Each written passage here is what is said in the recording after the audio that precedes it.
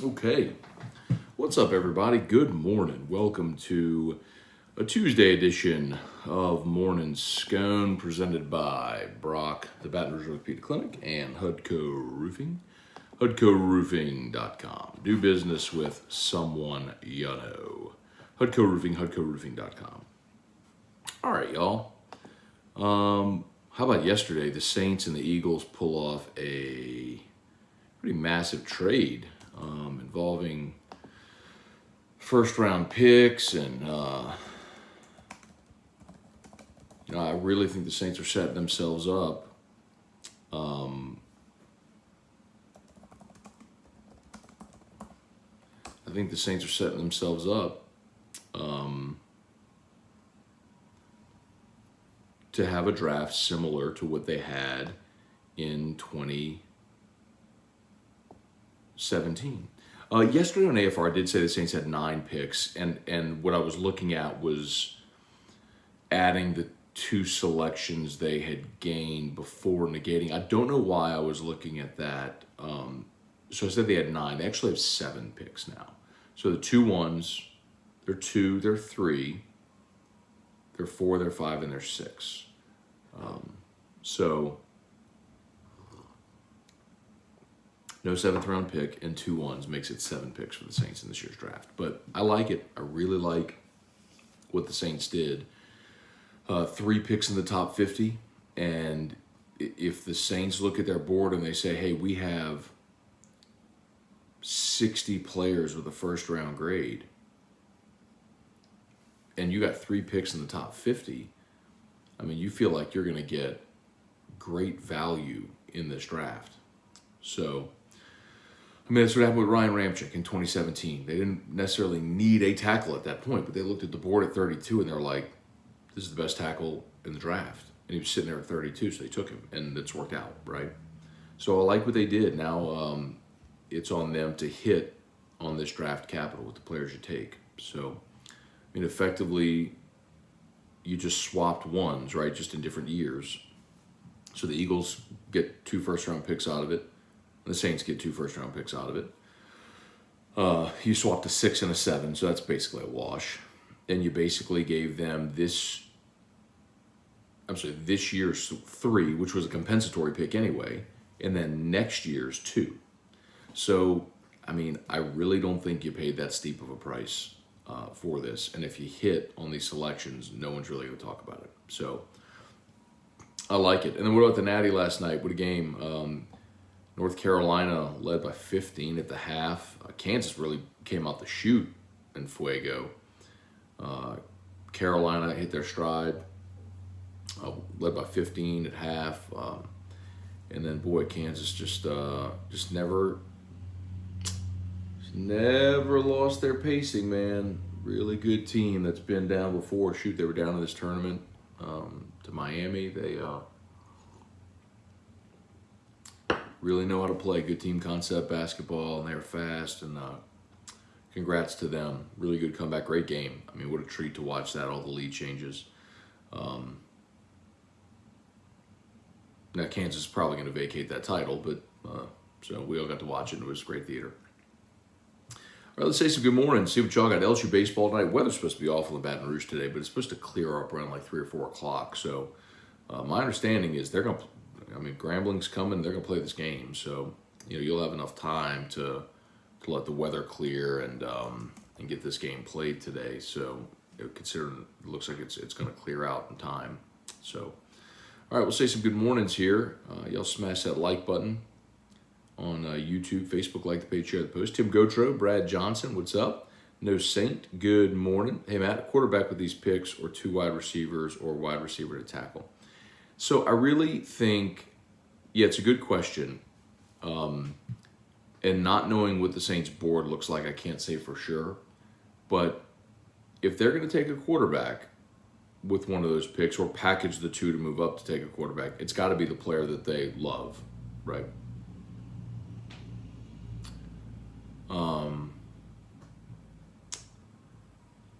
I think the thing most fans are pulling for here is you take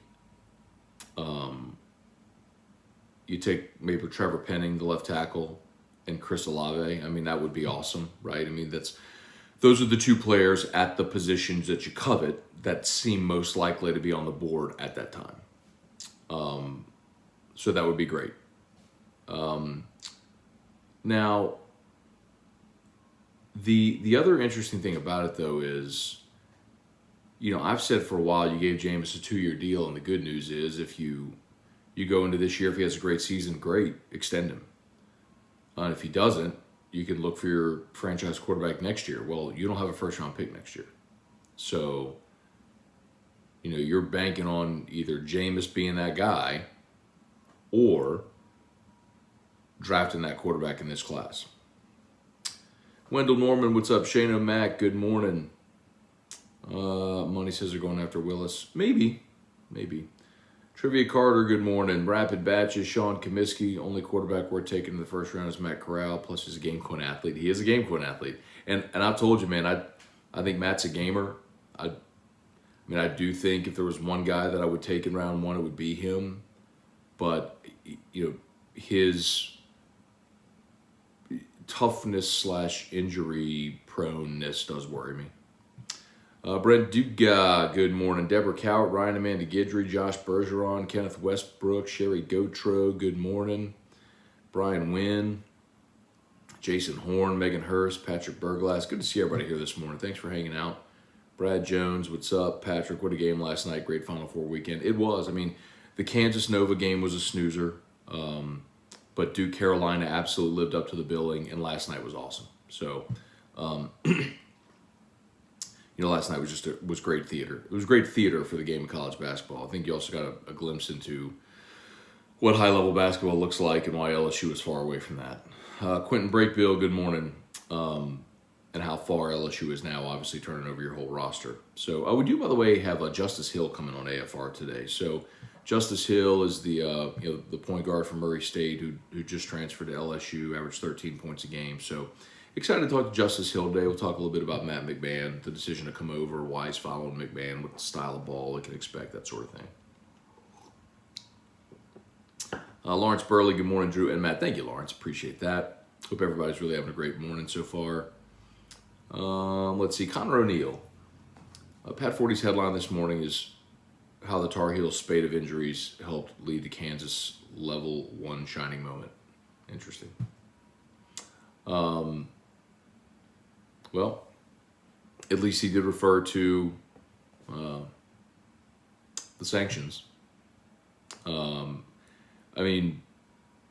tweeted last night at Pat Forty, and I don't like, I'll just give you all this glimpse into my feeling on something that happens a lot, but I don't like media fights. I don't like when media members go after other media. The industry, while large, is relatively small and somewhat incestuous in that you never know when you might work with or for somebody. And it's generally not a good idea in this industry ever to burn a bridge. That's just the nature of it. Like, it's generally not a good idea to burn a bridge ever with anybody. There's going to be people who say and write and things that you don't like or don't agree with. It's better just to not address it at all. But I did go off a little on Pat Forty last night on Twitter. And nothing like vulgar or mean or anything. I did call him a hypocrite. And mostly because, and he did write a piece when Bill Self, so Kansas was involved in the same FBI kerfuffle that LSU and Will Wade were. And Kansas has received an NOA with 5 level 1 violations. And Kansas gave Bill Self a lifetime contract, and Pat Forty wrote a column which basically said, I'm oversimplifying, but Kansas has let its made its priorities abundantly clear. It's about winning. But none of what he wrote was directed at Bill Self in an insulting, accusatory fashion. When when he wrote his piece on Will Wade after Will was fired and he called him a greasy grifter, that really rubbed me wrong, because my guess is Pat Forty's never met Will Wade, doesn't know Will Wade.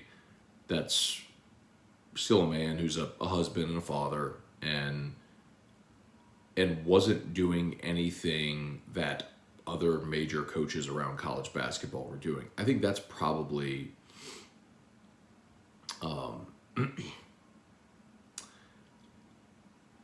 I'm sure that's probably the reason LSU fans are so upset with Pat Forty, because it feels very selective in how he went after Will Wade. And I agree with you. Like, I do. I mean,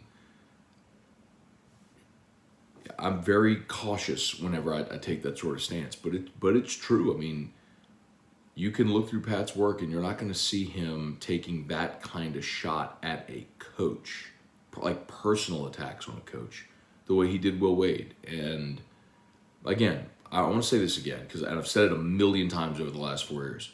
I'm not absolving Will Wade. I'm not saying nothing happened. I'm not saying Will Wade is right. I'm not saying any of that. The circumstantial evidence and the evidence presented is significant and damning, and I get it. The problem is it's clearly something that is rampant throughout college basketball. So why the finger pointing at this one guy? That's the problem that I have. And when it stoops to levels of personal attacks, that's where it just really, really irritates me. And so that's why I've kind of pushed back on the 40 stuff. Pat Usman, good morning. Hey, Matt Rudiger, good to meet you yesterday. You did get a shout out. Raider pride. So Matt Rudiger was good enough to come by yesterday down at the Coterie in New Orleans. A lot of people came by. It was really good to see a lot of names I recognize and put faces to names. So thanks to everyone who did come down, who are in New Orleans. Pretty cool. Jesse Brown, morning. Saints out of safety from Tampa Bay. Evans, thoughts? I pray the Saints don't trade up for a quarterback. Yeah, so Justin Evans, he actually has been a pretty productive player, and I think can be a good rotational player. I'll dive deeper into that today, honestly, because look, Jesse, that happened yesterday. While the show started at 3, and so, at 3, between 3 and 3:01, while our Sports Center update was rolling, is when Schefter tweeted about the trade. So that became way more of a focus than signing the safety. But I do want to get into that. They also signed Taco Charlton last night or yesterday. I'm not sure if you saw that, but we got a lot of Saints news to get into today. Cliff Nelson, good morning. Word for LSU football appears to be accountability. Yeah, accountability and alignment for sure.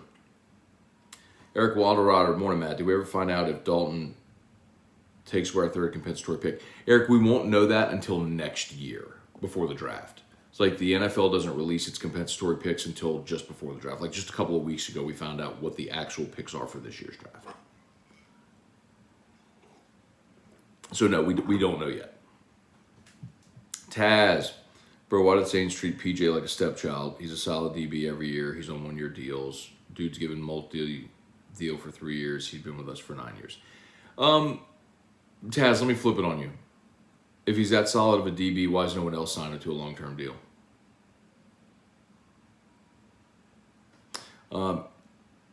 And the answer is, to sign a veteran player under the new CBA is expensive, even for the veteran minimum. And PJ is a nice role player, but you can get that in the draft. You can get that with a younger player that's more affordable. That's why. Brian Penn, good morning from Knoxville, Tennessee. All right, Brian, be safe on the road today.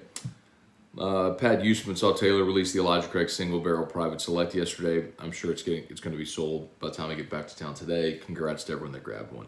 Pat, I will say I took one friendly liberty, and I did call Taylor, and I was like, I need you to save me a bottle. Because I was in New Orleans yesterday, and I couldn't get there. I was like, I need you to pull one for him. And I don't know if he did, but I hope that he will. So, yes, I will be very disappointed if I don't get one, because I missed out on the Four Roses pick they did last year, or did earlier this year.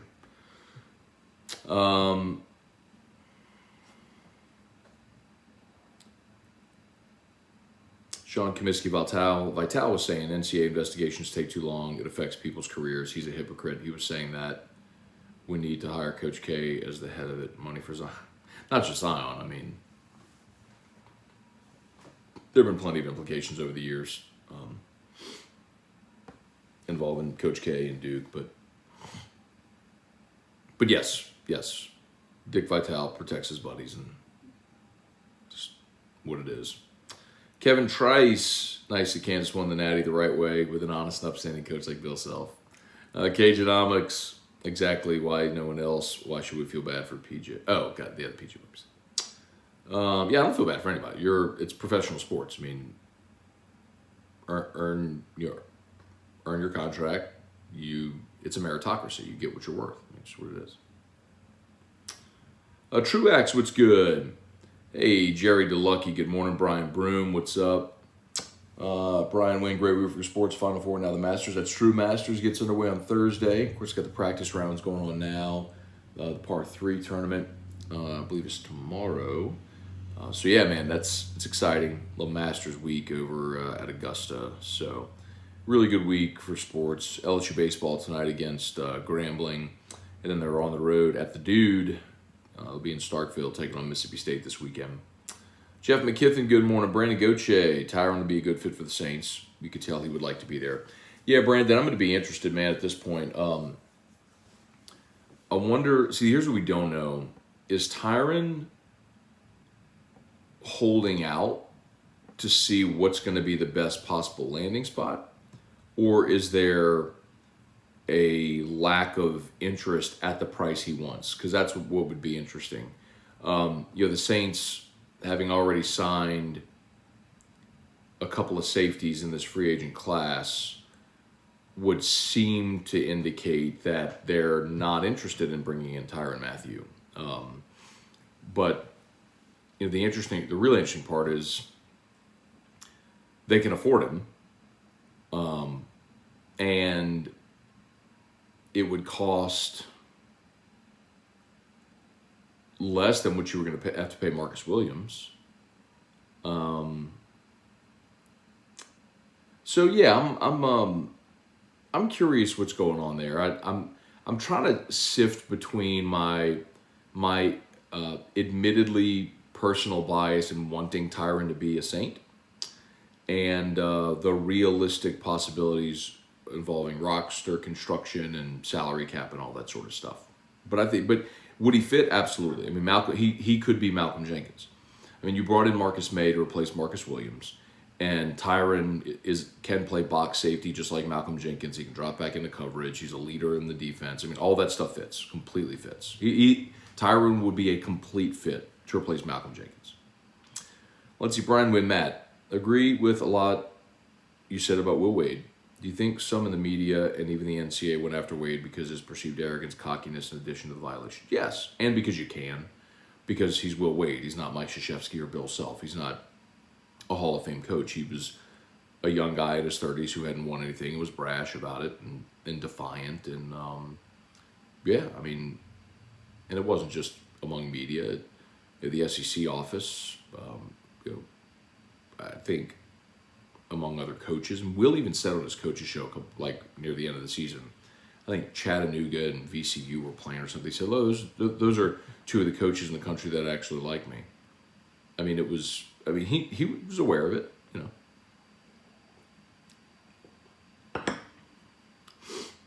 Now and Richie said Kansas won. It was weird none of the commentators mentioned Bill Self getting caught in the same investigation as Will Wade. That's the other part. Like, you couldn't watch an LSU game without mention of Will Wade, of sanctions, of all that sort of stuff. Like, you couldn't watch a game without mention of it. And then that's why I'm gonna feel you. Like, I understand emotionally where LSU fans are with that. It's a why are you picking on my guy when very clearly there were a lot of people involved in this and you're giving them a pass. I mean, I get it. Or you're treating them with kid gloves. I get it. I do. That doesn't take away the fact that last night was a lot of fun. I mean, and I don't care if Kansas was paying players. Just like I don't care if LSU was paying players or Auburn or whoever. I mean, it's how it's been done in college sports forever, and now it's been effectively legalized through NIL. So I don't care at all. I mean, it's a cost of doing business, man. All right, a couple more minutes. Brock, Baton Rouge Orthopedic Clinic. You need an orthopedic, go to Brock, Hudco Roofing, HudcoRoofing.com. By the way, we're expecting more awful weather today. I want to remind you, I've actually found this out here over the past couple of days, weeks actually, but there's so many people that have, like, you've already contacted your insurance company, your adjuster has been out, and you have your paperwork, your scope of work. Some of you even have a check already from the insurance company. If that's you, but you're not sure what to do, who to call, how to read your scope of work, or you just can't get someone to come do the work, we'll help you with all that. Like, there's no consultation fee or anything like that. Like, just call us and we'll help you through the whole thing. Hudco Roofing, HudcoRoofing.com. If that's you or a friend or a relative or a co-worker, let them know we're here for you. Hudco Roofing, HudcoRoofing.com. Do business with someone you know. Hudco Roofing, HudcoRoofing.com. Also, y'all, let's see, a couple more minutes here.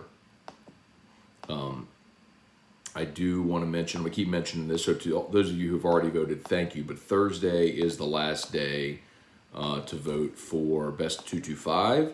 As I've mentioned a couple times, your boy was nominated for Best Radio Personality. 104.5 ESPN was nominated for Best Radio Station.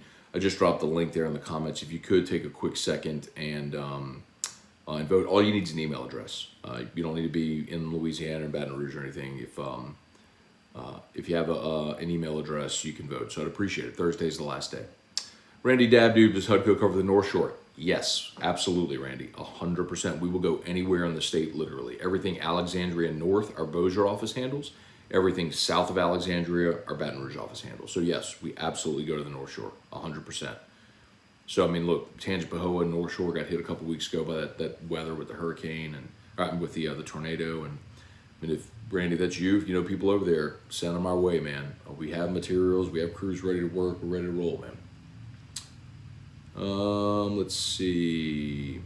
Rodeo. Okay, Jay Johnson said on his radio show, we'd see changes. Grant Taylor. Okay, I didn't hear it last. I was in New Orleans. I was sitting here yesterday, but so Grant Taylor will start tonight. Okay, good deal, man. I'm curious, man. I really am.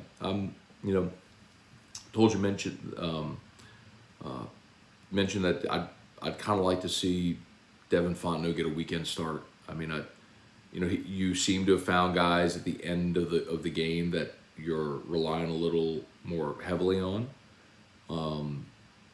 And you have this guy with all this experience. Give him the ball. Give him the ball. And you ask him to come back for a senior year. Give him the ball to see. I mean, what's the worst that could happen? You know? Okay, y'all, we're just about done here.